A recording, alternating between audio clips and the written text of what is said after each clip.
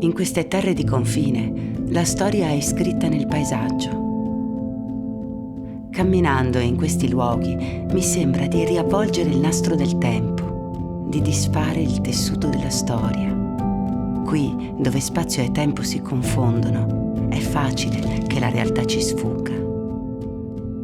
Risalendo questi solchi nella roccia, sogno di un uomo senza nome. I 100 anni che ci separano si dissolvono lungo questi labirinti di tempo. La storia esigerebbe l'oblio per un uomo sconosciuto.